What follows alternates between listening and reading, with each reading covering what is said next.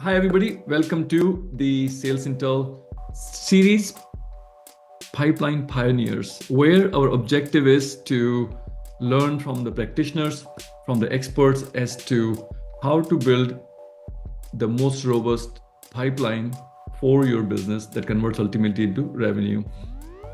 Today, I'm excited to have Nick Turner with me. Nick, welcome to the show. Thanks, Naj. Great to be here. Thank you.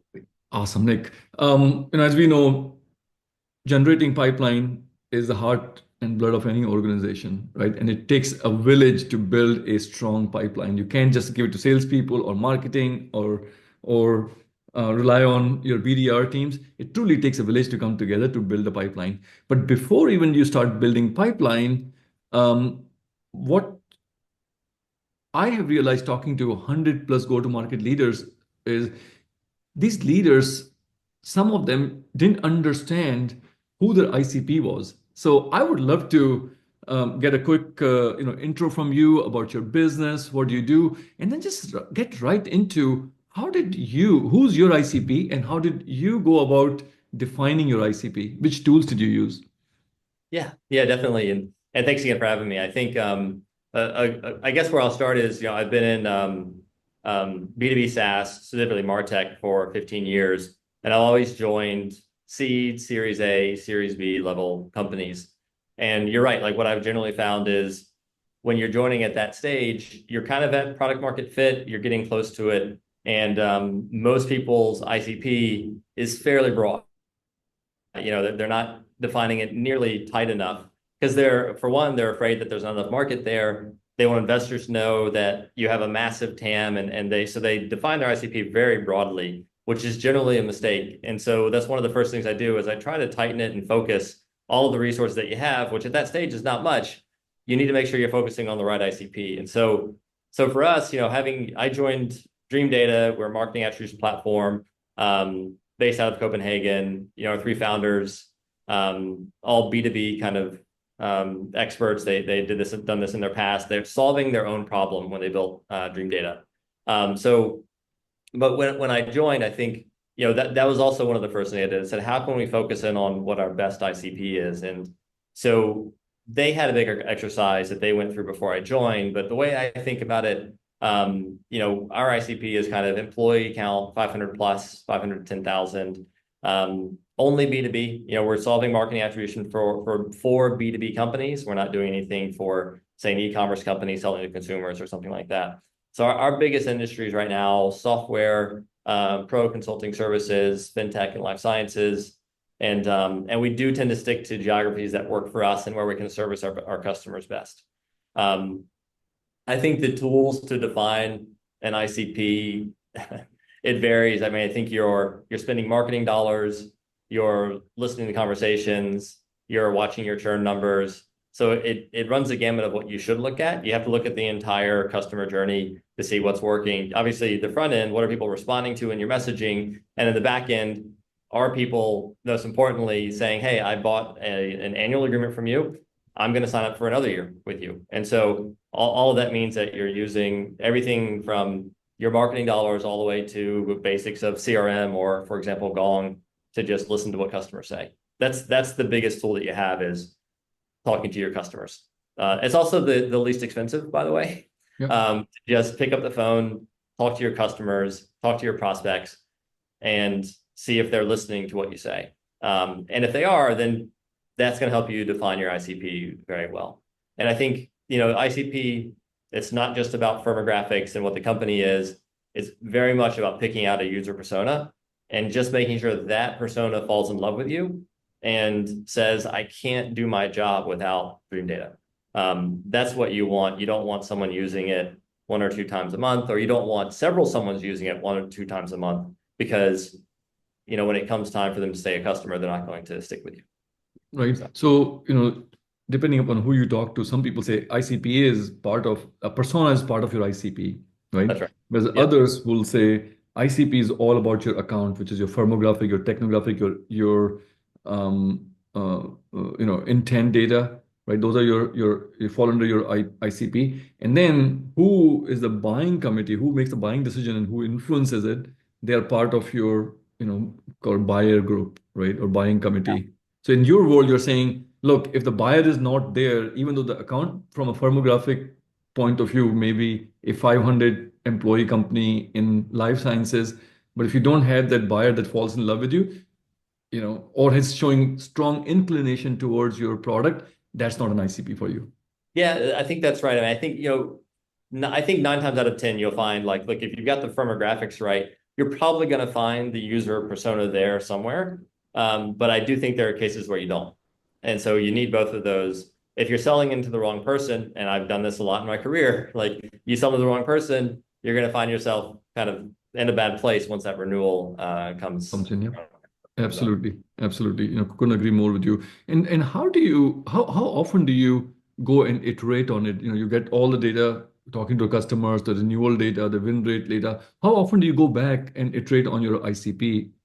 I mean, at the stages that I work at, I think it's a pretty constant process. I think you're always refining your messaging. And I also think, honestly, at any stage, you're kind of refining to who you're selling to. Is it your early adopters? Is it your main, early main, late main? That type of thinking. If you've read the very old book, Crossing the Chasm, like every customer, every part of your journey, you're going to be refocusing how you're talking to who you think is your ICP, because who the ICP is in early adopters is going to be very different in like early or late main, I think. So I think it's constant. I do think earlier stage, it's a bit more constant, but it's also faster iterations because you have fewer people in the organization that you have to run this by. Now that you have perfected your ICP, right? Or at least you define your ICP, Yeah. let's figure out how do we now reach all those prospect through which channels? Where do we put, when we all have limited dollars, where do we put those dollars to make sure that we generate the strong pipeline? So let me share my screen.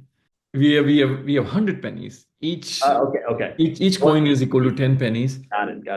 And your objective is to distribute these pennies across these channels that generate the most optimal pipeline for your business, right? Oh, yeah. Once you define the ICP, then it's all about how do you effectively reach this ICP Yeah. using the limited dollars that you have. Okay. So I can tell you, we've got this is my first experience with this. I think we have an excellent PLG and free kind of led program. So I want to put there, I've talked to my CEO about this. We tend to have a free trial be one of our strongest signals. We've got an excellent program for making those work. So I think we've got to put a couple there, and I might shift around here. But I think we also, of course, are going after enterprise, and I think enterprise not going to get so much through PLG, especially with our type of product. So I want to put a couple into sales-led growth for sure. Okay. But it's kind of, I would also, but I would also say, look, I mean, there's a lot of signals-based selling happening, and the signals that we get come from marketing. So clearly, I think we've got to drop 3 or 4 into marketing, hands down. But what they're doing is feeding the sales-led growth pipeline, because we can go after warmer leads as opposed to just that what used to be the cold outreach that we did. We do, I think, a ton around, I don't know where to put this, but we do a lot of social selling, which is also new to me. So product-led and social selling are 2 things that are new to me. But I think, however, where do you think we should put social? Would you put that under brand, right? Brand? Social is part of the brand, yeah. That makes sense. And then, I think we do great with events as well. So, maybe I'll take. No, this is probably about right. I mean, I can make arguments for putting some into customer-led and founder-led. Those tend to be our strongest, but I feel like this is the right mix given where we're at right now. What do you think? Perfect. Let's double down on the product-led. What percent of your leads come in inbound? I'm assuming product-led, you count them as an inbound versus outbound. Yeah, right now it's around 70 to 75% inbound. Oh, that's awesome, man. That is awesome. I'm not used to it. I'm used to a flip, but You're all used to flips, so it's a good change, right, for you. Yeah, but you know what? We do need to, I mean, we need, it's two sides of a coin. We need the outbound as well, especially in the upper market. So Yep, yep. You mentioned signal-based selling. That is picking up steam. I'm hearing more and more about the signal-based selling, and you put that under marketing. Tell me more. yeah, I mean, signal-based selling is pretty straightforward. We're using our own product for it. We can see the customer journeys.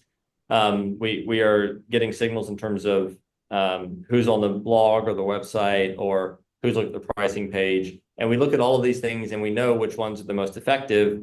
And then we're reaching out according to what we see, what content people are consuming. We can tailor our outbound based on the content that we see they're looking at. So that's one example of what we're looking at.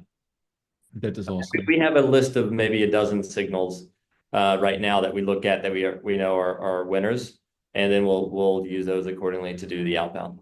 Got it. And some of these signals are first-party signal that are coming from your product, and others are third-party signals, right? That are coming from, hey, somebody just got funding. That's a third-party signal. Actually, right now it's all first. It's all first-party signal.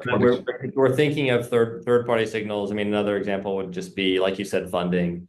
That's a good example that we're considering. But we get a lot of pipeline from just the first-party signals that we have.